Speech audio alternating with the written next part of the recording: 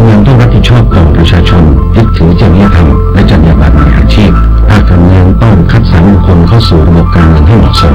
จูงใจให้คนดีมีความรู้ความสามารถเข้าสู่ระบบการเมืองค่ะแล้วก็ในหมู่บ้านหรือว่าชุมชนของเราเนี่ยมีการให้ความร่วมมือช่วยเหลือเกื้อกูลกันดีหรือเปล่าคะแล้วก็เป็นยังไงบ้างก็โดยปกติก็ช่วยเหลือเกื้อกูลกันดีนะครับแต่ว่าควรจะต้องให้ความรู้เกี่ยวกับการใช้สิทธิเสรีภาพโดยการใช้สิทธิเสรีภาพของแต่ละคนก็จะต้องไม่ไปรบกวนหรือว่ารุกล้ำสิทธิเสรีภาพของคนอื่นแล้วก็ให้ความรู้เกี่ยวกับการเลือกตั้งที่โปร่งใสบริสุทธิ์ยุติธรรมประเทศชาติจะดีได้เนี่ยก็ด้วยการเมืองที่ดีเพราะว่าการเมืองนั้นเป็นหน่วยที่กำหนดนโยบายการบริหารประเทศส่วนการเมืองจะดีได้ก็ต้องขึ้นอยู่กับคนดีซึ่งก็ต้องมีการพิจารณาเรื่องคนที่ดีเพื่อที่จะไปกำหนดนโยบายที่ดีนั่นเองส่วนคนดีหมายถึงอะไรก็คงจะต้องไปมองว่าเป็นคนที่ยอมสละประโยชน์ส่วนตนเพื่อประโยชน์ส่วนรวมหรือว่าคนที่ทำประโยชน์แก่ประชาชนให้ได้รับการคุ้มครองดูแลมีคุณภาพชีวิตที่ดีและคนที่มุ่งมั่นสร้างสรรค์ความเจริญก้าวหน้าให้แก่ประเทศชาติเราทุกคนจึงต้องเลือกตั้งคนดีเข้าไปเป็นผู้แทนของเราอย่างไรล่ะบางคนหรือว่าบางกลุ่มที่มีความเห็นต่างค่ะแล้วเรามีวิธีการแก้ไขปัญหายังไงเพื่อไม่ให้ความเห็นที่แตกต่างกันเนี่ยนำไปสู่ความไม่เข้าใจกันตรงนี้ก็คงทุกคนจะต้องช่วยกันคิดนะครับแล้วก็กำหนดเป็นกติกาของสังคมในหมู่บ้านหรือว่าชุมชนนั้นเพื่อให้อยู่ร่วมกันได้อย่างสันติสุข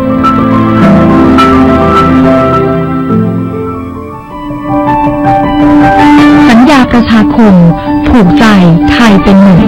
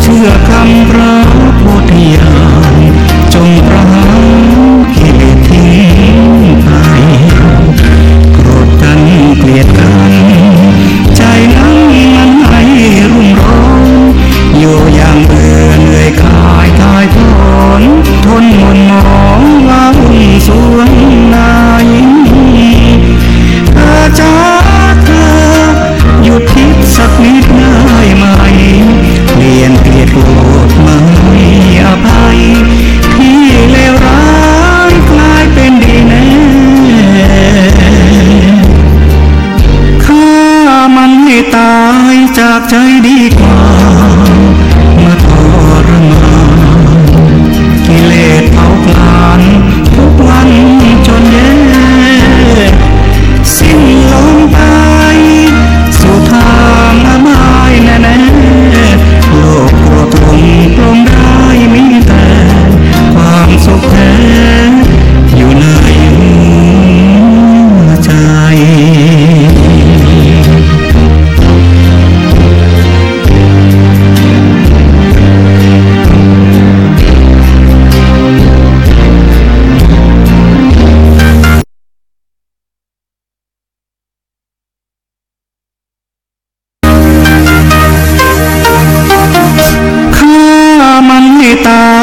ากใจดีกว่าม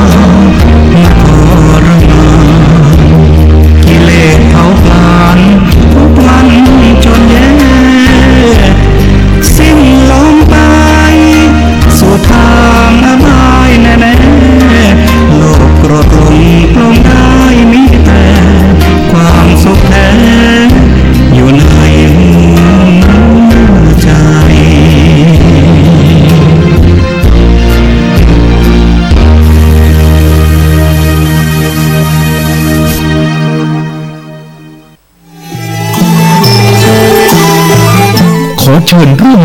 ราชทานเพลิงศพพระครูโสภิตศรีลาจารย์ธีรศักดิ์ญาณวิโรอดีตที่ปรึกษาเจ้าคณะตำบลศรีภูมิเขต 2อดีตเจ้าอาวาสวัดดอกเอื้องวันที่ 6-9 ธันวาคมพุทธศักราช 2561 โดยมีกำหนดการดังต่อไปนี้วันพฤหัสบดีที่ 6 ธันวาคมเวลา 10 นาฬิกาพระสงฆ์ 50 รูปสวดพระพุทธมนต์ธรรมสังคีนีมาติกามคทายกโอกาสเวรตาลเวลา 11 นาฬิกาถวายพระทหารเพลแด่พระสงฆ์เวลา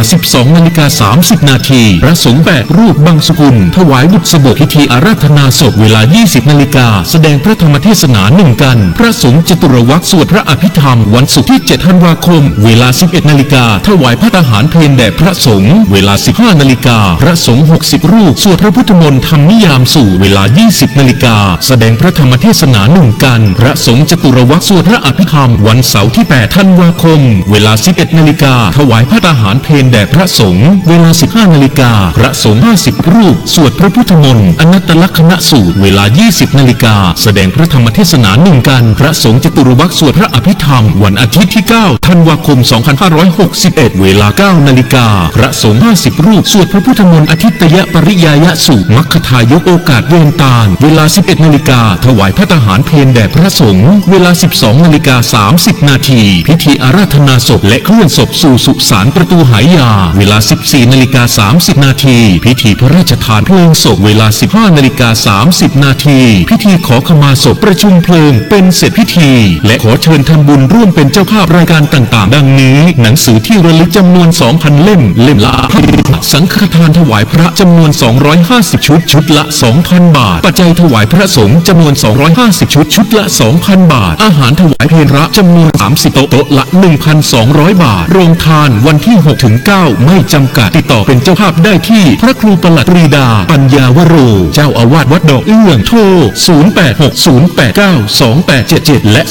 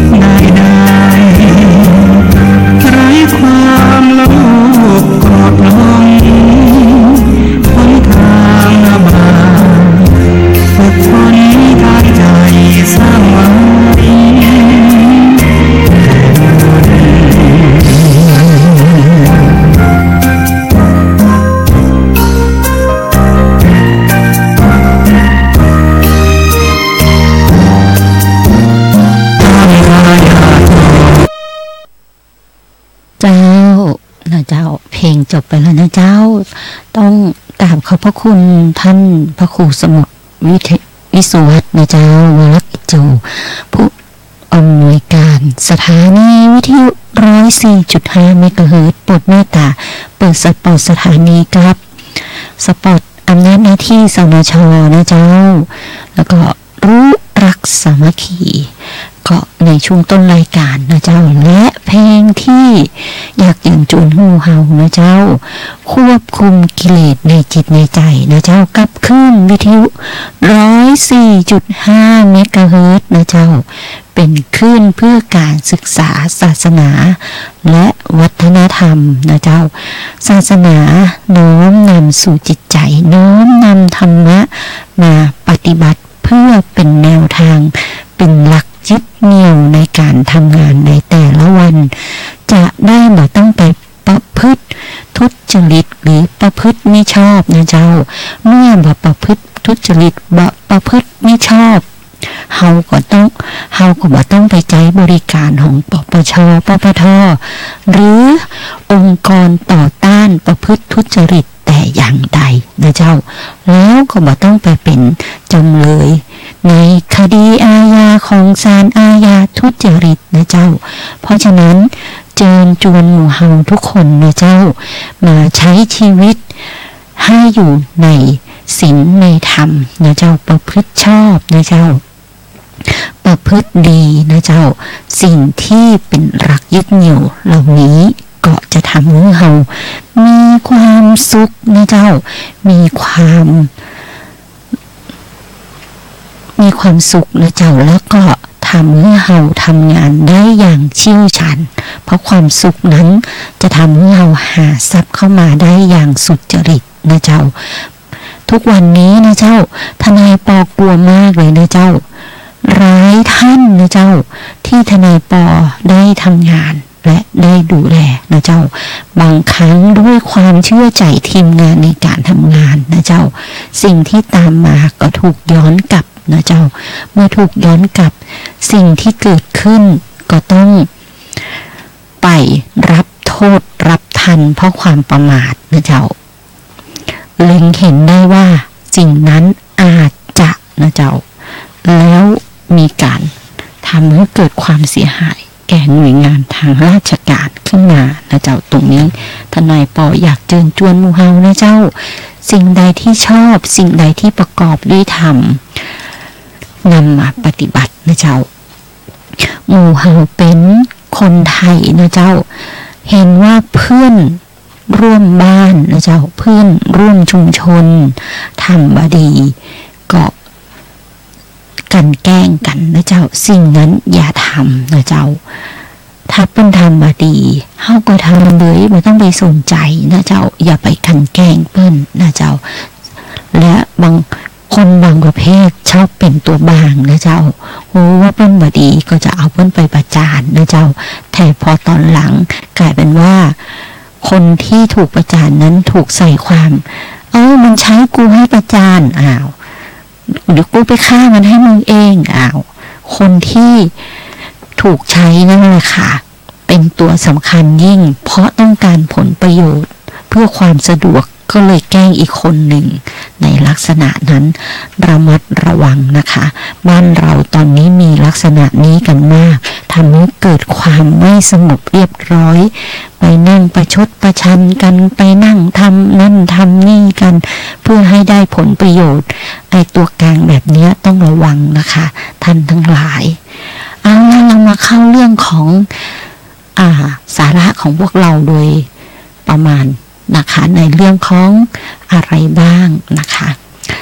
ในเรื่องของสภานิติบัญญัติแห่งชาตินะเจ้าว่าเปิ้ลมีกิจกรรมอย่างพ้องที่ทำเพื่อพวกเรานะเจ้ากิจกรรมที่เปิ้ลทำก็คือพิจารณากฎหมายนะเจ้าดูแลการบริหารราชการแผ่นดินของคณะรัฐมนตรีนะเจ้าแต่งตั้งสรรหาถอดถอนนะเจ้าแล้วก็มีกิจกรรมพิเศษที่รับฟังความคิดเห็นเจ้าบ้านทั้งหลายแลนะเจ้ารับฟังเรื่องร้องราวร้องทุกข์ทั้งหลายนะเจ้าในกิจกรรมของสนช.นะเจ้า ที่เล่าไปตะวันนี่ก็จะมีกิจกรรมในเรื่องของสภานิติบัญญัติแห่งชาตินะเจ้าเปิ้นจัดโครงการสนช.พบเจ้าบ้าน76จังหวัดรับฟังปัญหาไอ้อย่างพ้องแล้วก็มาถ่ายทอดเมื่อวันที่14กันยานะเจ้าเวลา 9 โมงห้องประชุมรัฐสภานะเจ้าแล้วก็จะมีอีกหลายกิจกรรมนะเจ้าในเรื่องของกรรมการศาสนานะเจ้าเพิ่งก็ได้มีการแลกเปลี่ยนความคิดเห็นนะเจ้าที่สถานเอกอัครราชทูตกรุงโตเกียวนะเจ้าประเทศญี่ปุ่นคณะกรรมาธิการศาสนาศิลปวัฒนธรรมและการท่องเที่ยวของสภานิติบัญญัติแห่งชาตินำโดยพลเอกคณิตสาพิทักษ์นะเจ้าในฐานะหัวหน้าคณะเข้าพบปะสนทนาและแลกเปลี่ยนความคิดเห็นกับนายเชิดชายชัยวัยวิทย์นะเจ้าอัครราชทูตประจำกรุงโตเกียวและนางสาวภัทรอนงณเจียงใหม่นะเจ้าผอ.นะเจ้าผู้อำนวยการท่องเที่ยวแห่งประเทศไทยสำนักงานกรุงโตเกียวและรับฟังสรุปสภาพรวมนะเจ้าภาพรวมของสภาพการเมืองการปกครองเศรษฐกิจสังคมศาสนาศิลปวัฒนธรรมการท่องเที่ยวความสัมพันธ์ระหว่างไทยกับญี่ปุ่นนะเจ้าตลอดส่งเสริมให้การท่องเที่ยวของญี่ปุ่นเดินทางเข้ามาในบ้านเฮาให้มากขึ้นนะเจ้าในช่วงเวลาบ่ายโมงครึ่งเข้าร่วมประชุมกับนางสาวเรโกะฟูจิตะกรรมการบริหารและนายชินซึกะซาเทคผอ.นะเจ้าผู้อำนวยการฝ่ายส่งเสริมการท่องเที่ยวองค์การส่งเสริมการท่องเที่ยวแห่งประเทศญี่ปุ่นเพื่อแลกเปลี่ยนความคิดเห็นเกี่ยวกับนโยบายส่งเสริมการท่องเที่ยวเพื่อเดินทางเข้าไปท่องเที่ยวในประเทศญี่ปุ่นและร่วมมือ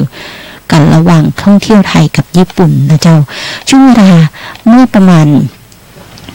สัก30กว่าปีนะเจ้าทนายปอจำได้ว่าช่วงเวลานั้นภาษาญี่ปุ่นในบ้านเฮาจะฮิตกันมากนะเจ้าจะมีการที่ส่งเสริมให้ภาษาญี่ปุ่นเพิ่นบอกว่าใครที่ภาษาญี่ปุ่นได้นี่วันหน้าจะมีใครตกงานเลยนะเจ้าในช่วงเวลานั้นแต่ปัจจุบันนี้บ่ใจนะเจ้าภาษาที่เพิ่นส่งเสริมกันตอนนี้ก็คือภาษาจีนนะเจ้าเพราะว่าชาวจีนมีอยู่ทั่วโลกนะเจ้าและกิจกรรมอีกกิจกรรมนึงก็คือกิจกรรมเปิดโครงการสัมมนาเชิงปฏิบัติการนะเจ้าเครือข่ายเยาวชนสภาจำลองเพื่อให้เราได้เรียนรู้ระบบงานรัฐสภาประจำปีนะเจ้าก็ปีนี้เปิ้นก็ไปจัดกันที่ห้องประชุมรัฐสภาชั้น2อาคารรัฐสภานะเจ้าโดยนายสุรชัยเลี้ยงบุญเลิศชัยนะเจ้ารองประธานสภานิติบัญญัติแห่งชาติคนที่1เป็นประธานในการเปิดพิธีโครงการสัมมนาเชิงปฏิบัติการเครือข่ายเยาวชนสภาจำลองเพื่อให้การเรียนรู้ระบบงานรัฐสภา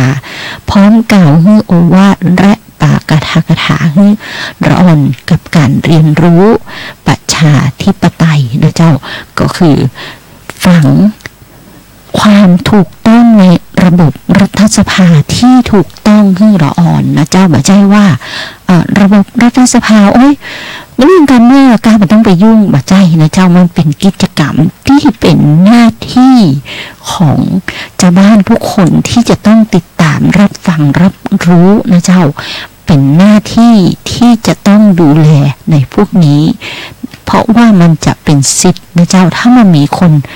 ติดตามตรวจสอบดูแลวันตั้งหน้าสิ่งที่เกิดขึ้นก็คือเหมือนเดิมนะเจ้ามันก็จะเข้าระบบเหมือนเดิมปิกมาใช้บริการสนช.ปิกมาใช้บริการคณะรักษาความสงบเรียบร้อยเหมือนเดิมนะเจ้าเพราะฉะนั้นตรงนี้ทนายปออยากนำเรียนให้หมู่เฮาได้หูนะเจ้าสำนักงานเลขาวุฒิสภาพยายามปฏิบัติหน้าที่นะเจ้าพยายามให้องค์ความรู้นะเจ้าองค์ความรู้กับเยาวชนในสิ่งที่ถูกต้องนะเจ้าบางคนบอกว่าโอ้ยมาใจมันสืบทอดอำนาจนะเจ้ามันมาใจอย่างนั้นนะเจ้ามันมีอีกหลายๆอย่างที่เพิ่นพยายามทำในสิ่งที่ถูกต้องนะเจ้าโครงการของสนช.พบเจ้าบ้านพบละอ่อนนี้นะเจ้าในครั้งนี้มีจำนวนทั้งสิ้นที่ละอ่อน วันที่ผ่านมานี่นะเจ้าที่เปิดที่รัฐสภานี่มีละออน269คนนะเจ้าโดยมีวัตถุประสงค์เพื่อเสริมสร้างความเข้มแข็งในองค์ความรู้เรื่องการเมืองการปกครองบทบาทอำนาจหน้าที่ของสภานิติบัญญัติแห่งชาตินะเจ้าโดยต้องการพัฒนาเสริมทักษะในการนำเรื่องราวไปบอกเล่าต่อไปขยายผลต่อนะเจ้า ในระดับเยาวชนในการเผยแพร่ความรู้และกิจกรรมเกี่ยวกับการเมืองการปกครองบทบาทอำนาจหน้าที่ของสนช.เพื่อให้สอดคล้องกับรัฐธรรมนูญของปี 2560 นะเจ้าและพระราชบัญญัติส่งเสริมการพัฒนาละอ่อนและเยาวชนแห่งชาตินะเจ้าฉบับที่ 2ซึ่งมีประกาศไว้โดยมีนายณัฐ ผาสุกเลขาธิการวุฒิสภานะเจ้าปฏิบัติหน้าที่เลขาธิการสภานิติบัญญัติแห่งชาติกล่าวรายงานพร้อมด้วยสนช.ร่วมในการเปิดพิธีนะเจ้ากิจกรรมนี้ยังได้ให้กลุ่มเป้าหมายอธิบายถึงประเด็นปัญหาของละออนในด้านต่างๆจำนวน11ประเด็นได้แก่ e-sport นะเจ้ากีฬาหรือว่าแค่เกมนะเจ้าความเท่าเทียมกันทางเพศนะเจ้าความเหมาะสมในการแต่งกายของละออนนะเจ้าและภาระงานของครูนะเจ้าในการเพิ่มประสิทธิภาพในการสอนนะเจ้า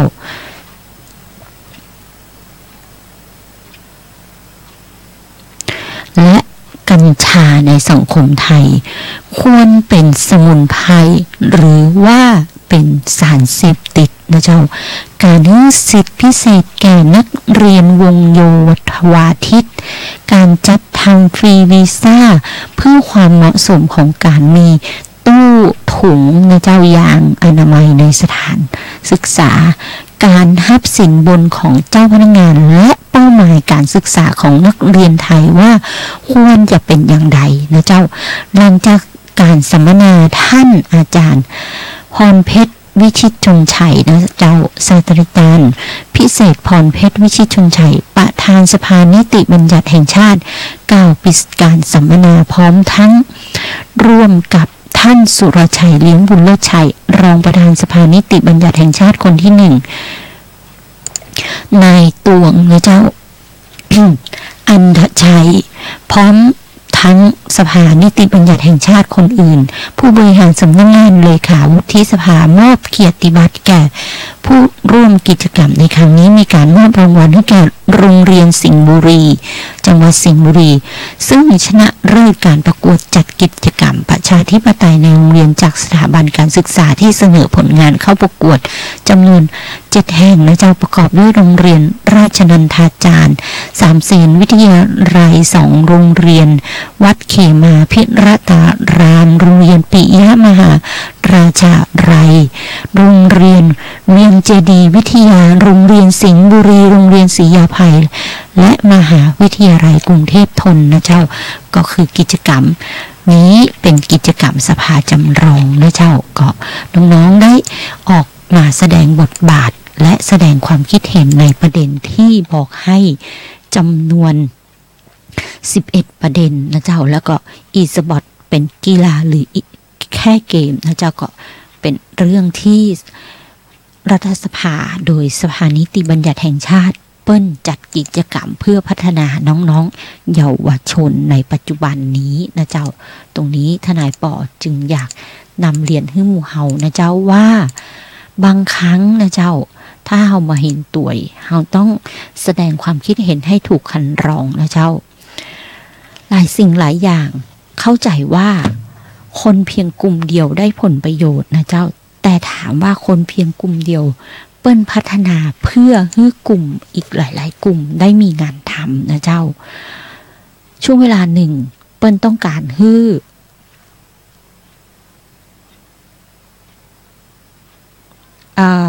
อะไรอะควบคุมนะเจ้าควบคุมว่าสภาพอย่างอี้ต้องการให้เศรษฐกิจพัฒนาไปต้องทำอย่างไรนะเจ้าเพราะฉะนั้นรัฐบาลชุดหนึ่งเปิ้ลก็มีการลดนะเจ้ามาใช้ลดเปิ้ลท้องว่าอย่างที่บอกว่า รถคันแรกรถคันแรกถ้าใครซื้อรถคันแรกได้100,000นั่นแสดงว่าสภาอุตสาหกรรมนะเจ้าเกี่ยวกับรถยนต์ก็จะมีการสร้างเศรษฐกิจสภาพคล่องเพื่อมีการขายรถถามว่าเจ้าของบริษัทรถยนต์ได้ประโยชน์ใช่ไหมทนายปอก็บอกว่ามันใช่เจ้าของบริษัทรถยนต์ได้ประโยชน์แต่ถามว่าบริษัทอุตสาหกรรมที่เจ้าของบริษัทรถยนต์นั้นมีคนต้องดูแลมากน้อยแค่ไหนคนทำงานอุตสาหกรรมในการสร้างรถลูกจ้างที่ประกอบรถยนต์นะเจ้าโรงงานรถยนต์นะเจ้าเพราะฉะนั้นคนทำงานเหล่านั้นก็ได้รับค่าจ้างเพิ่มเพราะว่าบริษัทสามารถขายรถเพิ่มขึ้นเซลล์ขายรถก็ได้เปอร์เซ็นต์ในการขายรถเพราะว่ามีคนวิ่งมาแห่ซื้อเยอะมากขึ้นการทำงานตรงนั้นมันก็คือนโยบายที่ทำเพื่อให้คนมีงานทำเพิ่มขึ้นเพื่อให้คนมีรายได้เพิ่มขึ้นนั่นเองนะคะเหมือนปัจจุบันนี้ที่ว่าช่วยเหลือเจ้าบ้านช่วยเหลือคนทุกข์หัวละ300บัตรคนยากจนนะเจ้าถามว่าเจ้าของบริษัทที่ฮับรูดเจ้าของนั้นได้ผลประโยชน์คนเดียวหรือไม่บ่ใจนะเจ้าคนที่ได้ตัวก็คือลูกจ้างนะเจ้าลูกจ้างทั่วประเทศไทยเลยที่ทำงานบริษัทนั้นก็ได้นะเจ้าเพราะว่าบริษัทมีความมั่นคงมากขึ้นนะเจ้าตรงนี้มองให้เป็นองค์รวมนะเจ้าเปิ้ลก็พยายามพัฒนาเจ้าบ้านคุณภาพชีวิตให้เจ้าบ้านนะเจ้าให้มีได้รับการดูแลนะเจ้าเพราะฉะนั้นเปิ้ลบอกว่าอำนาจของคนทุกคนอนาถาก็สร้างเสริมเศรษฐกิจของประเทศได้นั่นเองนะเจ้าตรงนี้ทนายปอยากให้หมู่เฮาดูแลซึ่งกันและกันมองให้เป็นองค์รวมของประเทศนะเจ้าตอนนี้ในสาระของกฎหมายที่ทนายปอเอามาฝากเป็นประจำในช่วงเวลาปัจจุบันนี้ก็คือ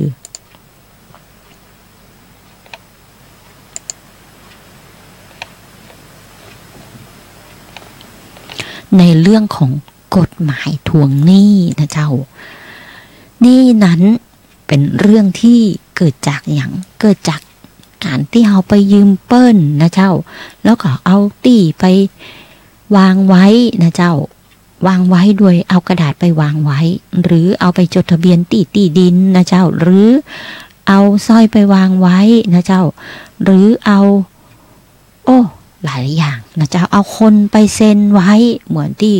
คุณครูเปิ้ลไปเซ็นค้ำประกันลูกศิษย์นะเจ้าตรงนี้ก็ระมัดระวังไว้ตัวหรือหนี้เน้นเกิดจากอย่างหนี้พนันนะเจ้าก็วิธีการทวงหนี้ทั้งหลายเจ้าหนี้ทั้งหลายอยากจะบอกว่า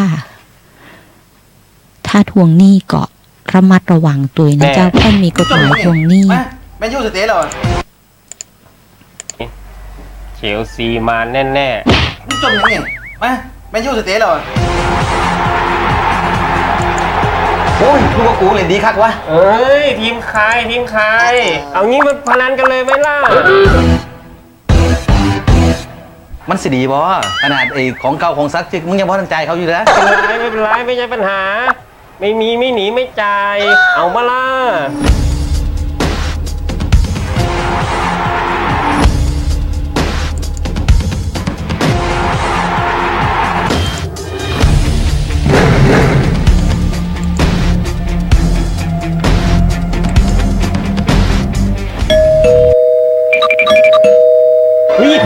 รู้ได้ไงว่ากูอยู่นี่เนี่ย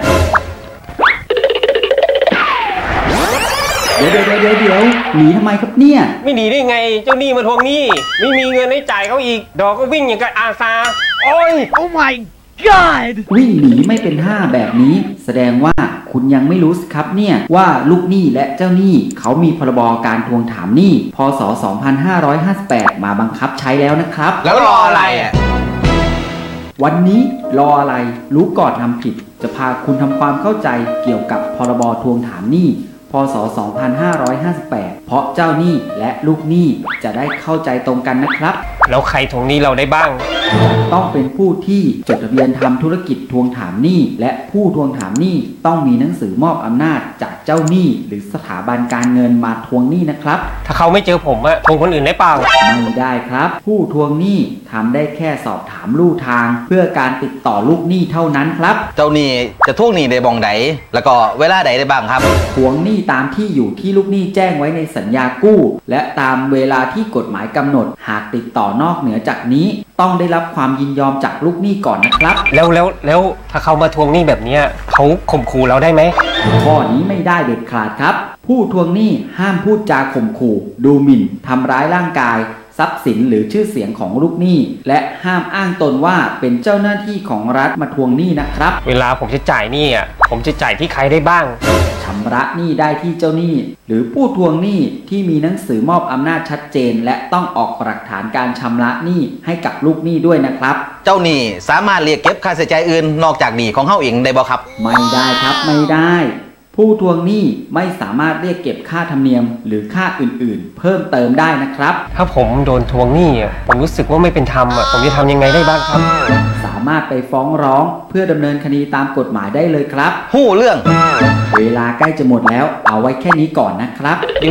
ยวถ้าผมมีข้อสงสัยอีกผมจะฝากคอมเมนต์ไว้ใต้คลิปนะครับแล้วคุณอย่าลืมมาตอบนะครับโอ้ยนี่ก็โทรมาจังเบอร์แปลกเนี่ยโอ้ยติดต่อเพจสภานิติบัญญัติแห่งชาติได้เลยครับเราจะมีผู้รู้มาตอบทุกข้อสงสัยครับแล้วอย่าลืมกดกระดิ่งด้วยนะครับพบกันทุกวันที่1ของทุกเดือนทางช่อง CNET Channel รออะไรรู้ก่อนทำผิดเจ้ารออะไรรู้ก่อนทำผิดรอนั่นหมายถึงรอที่อ่านว่ารอเยอร์นะรอไม่ใช่รอที่แปลว่ากฎหมายนะเจ้า LAW นะเจ้าถ้ารอเยิ่มมีเยอะต่างหลังนั่นก็คือเป็นทนายความหรือนักกฎหมายทั้งหลายนะเจ้ารอก็คือรออะไรก็คือกฎหมายอะไรที่ต้องหูไว้ก่อนนะเจ้าตรงนั้นพระราชบัญญัติทวงหนี้เปิ้นก็กำกับกันขึ้นมานะเจ้าว่าห้ามทวงหนี้นอกเวลาที่กฎหมายกำหนดนะเจ้าและห้ามทวงหนี้กับคนอื่นที่บ่ใจลูกหนี้นะเจ้าตรงนี้ทนายปออยากเอามาเตือนหมู่เฮาทั้งหลายเพราะเกิดขึ้นหลายๆท่านแล้วนะเจ้าและอย่างตะวานี้นะเจ้าทนายปอก็ได้ไปสังเกตนะเจ้าเปิ้นบังคับคดีนะเจ้าที่สำนักงานบังคับคดีเป็นหนี้นะเจ้าและถูกบังคับยึดทรัพย์ขายทอดตลาดและลูกหนี้ทั้งหลายนะเจ้าบ่ฮู้ว่าตอนนี้สำนักงานบังคับคดีเปิ้นเปลี่ยนกฎเกณฑ์นะเจ้าหลายท่านที่เป็นลูกหนี้แล้วไปดูแลการขายนะเจ้าในทรัพย์ของตนนะเจ้าบอกว่าขอค้านนะเจ้าคัดค้านการขายทอดตลาดมาเดียวนี้เปิ้นเหมือนให้ลูกหนี้คัดค้านการขายทอดตลาดแล้วนะเจ้าเนื่องจากว่า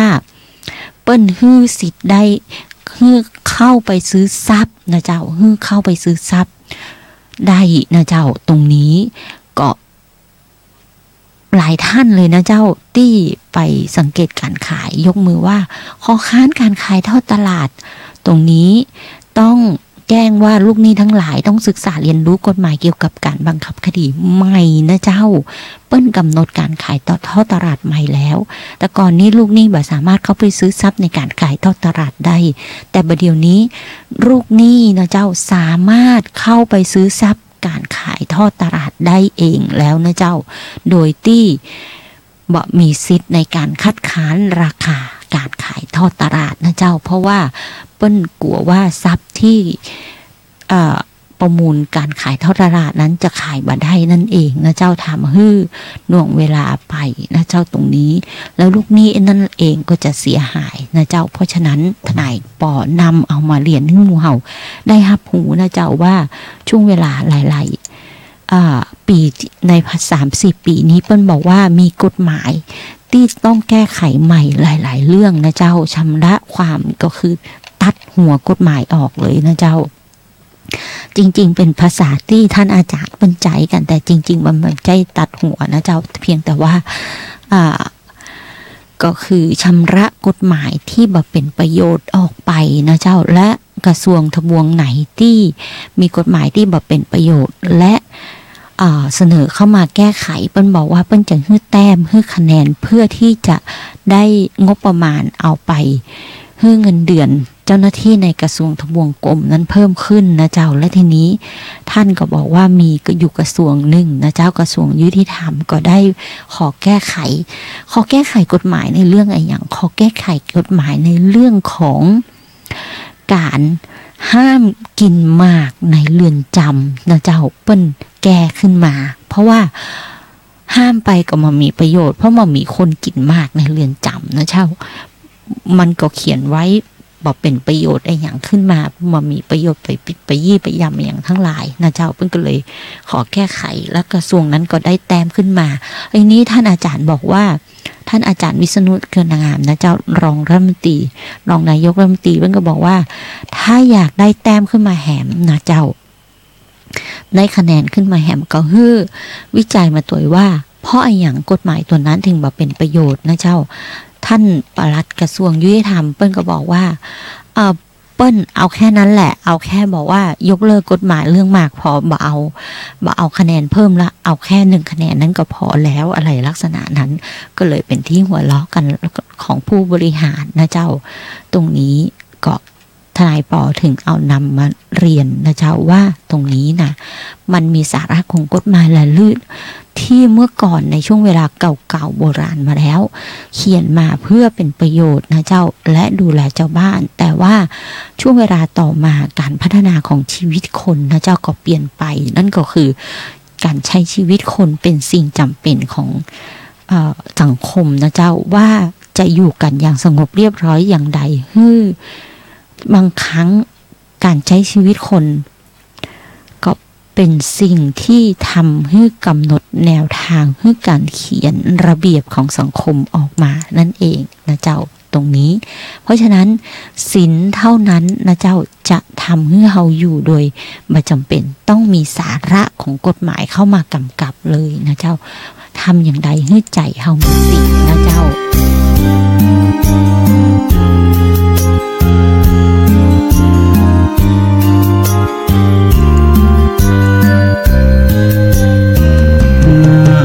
นักเรือกับการยึดถือพระธรรมมันฝึกประจำทำให้ใจมีศีลค่ามันต่างกันราวฟ้าดินเปรียบคนใจมีศีลกับคนที่แล้งเหงาใจใช่สินะถ้าเราไม่คิดลองดูก็จะไม่รู้สมาธิมีสุขแค่ไหนให้พ้นผ่านวันไม่ได้อะไรทั้งรู้อยู่แก่ใจแต่เวลาหมุนไปตามกาลยังฉันยังไม่ตายยังไม่คิดอะไรกับกายว่าตาสงสารแล้ววันหนึ่งหากต้องนอนทรมานถ้าคิดได้ตอนนั้นคงไม่ทันการอันใดเธอวันนี้รีบสร้างความดีใส่ตนทำบุญกุศลศีลธรรมติดตามตัวไปแล้ววันหนึ่งจะได้ทราบซึ้งแก่ใจถึงพระธรรมเมื่อใดจะสุขใจได้ทุกเวลา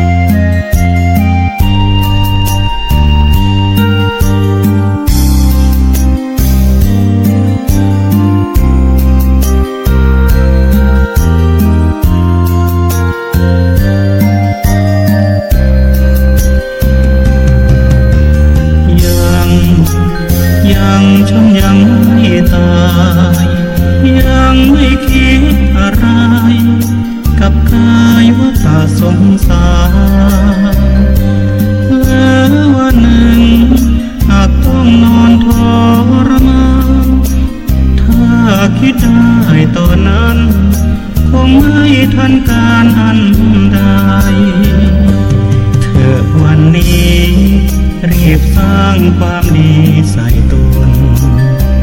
ทำบุญกุศลศีลธรรมติดตามตัวไปแล้ววันหนึ่งจะได้ทราบซึ้งแก่ใจถึงพระธรรมเมื่อใดจะสุขใจได้ทุกเวลา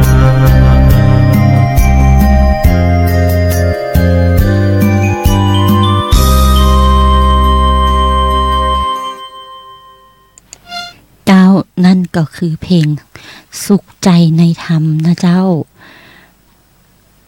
น้อมนำธรรมะเข้าสู่ใจนะเจ้าใช้ชีวิตอย่างพอเพียงให้พอประมาณตามหลักเศรษฐกิจพอเพียงขององค์พระบาทสมเด็จพระเจ้าอยู่หัว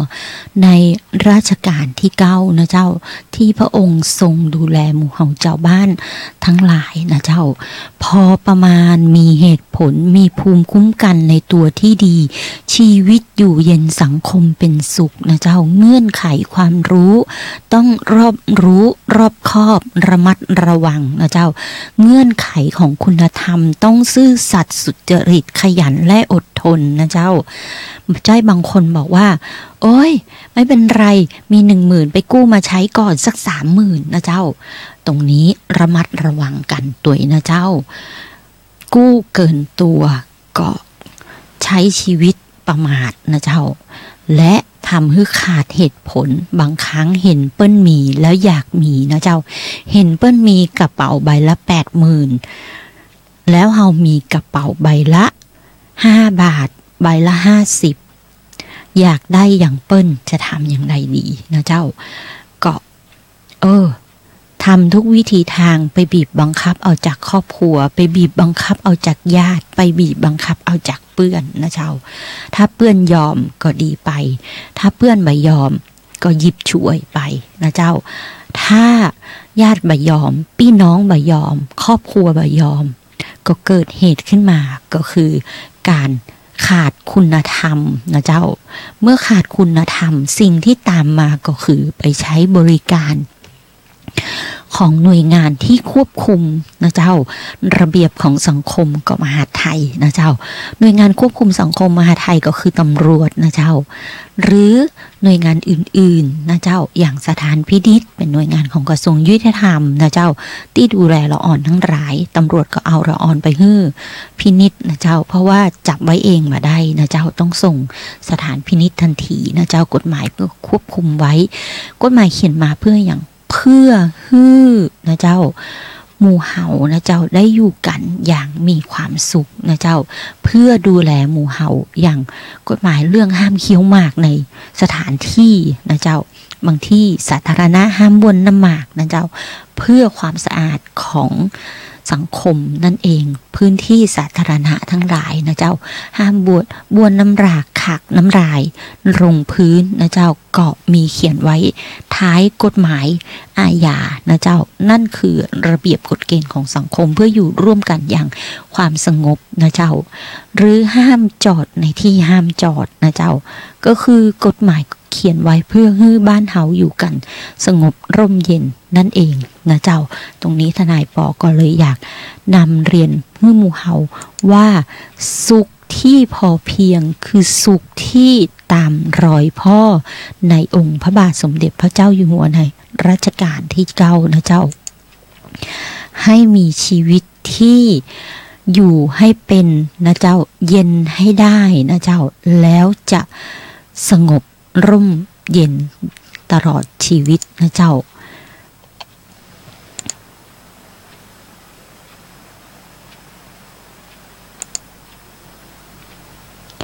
หาชอบใช้ชอบนะเจ้า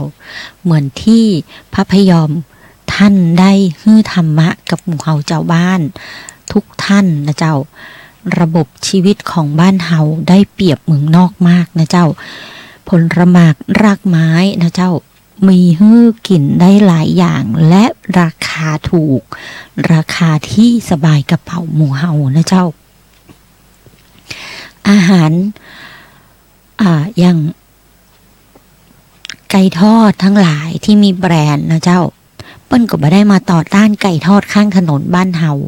แต่เปิ้ลก็สามารถได้ขายไก่ทอดในราคาที่มีแบรนด์นะเจ้าแต่ถามว่าห้ามกินกะ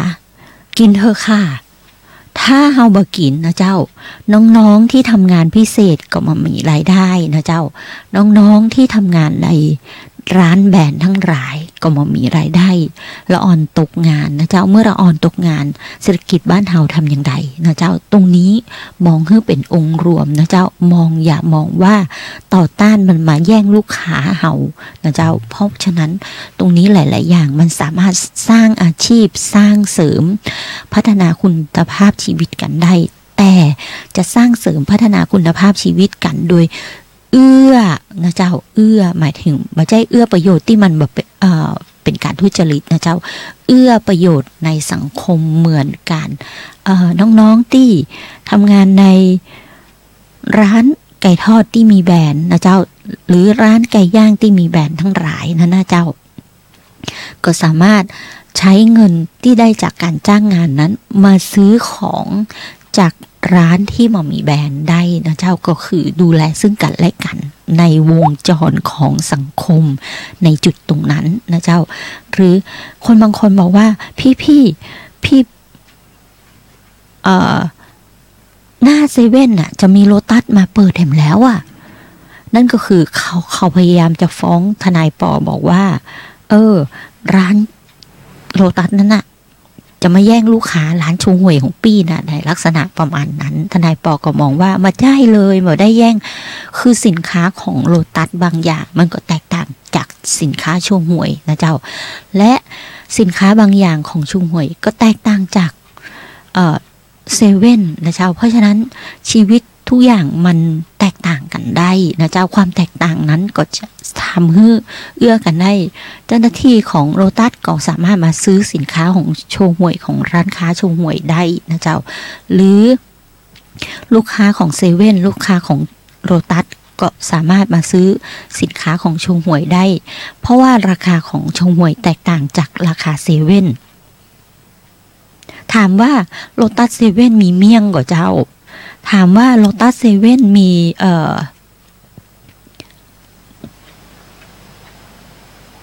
สินค้าที่ขนมในขนมจ๊อกสินค้าโลตัสเซเว่นมีก็เจ้าก็คือความแตกต่างมันอยู่ตรงสินค้าเหล่านี้นะเจ้าเพราะฉะนั้นความแตกต่างอีกอย่างคือ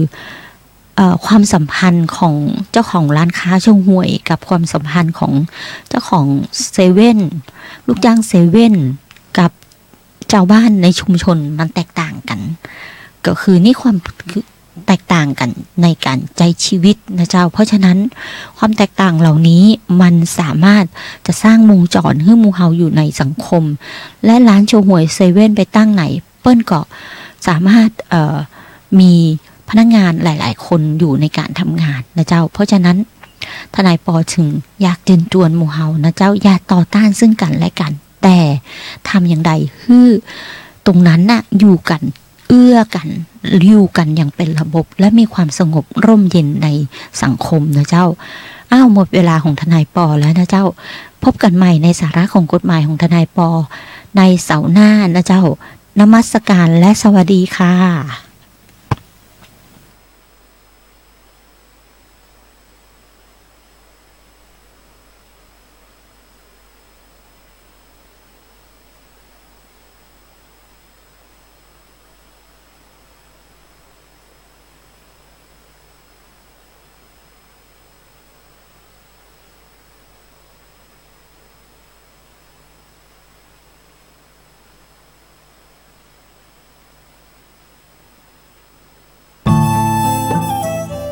ท่านกำลังติดตามรับฟังส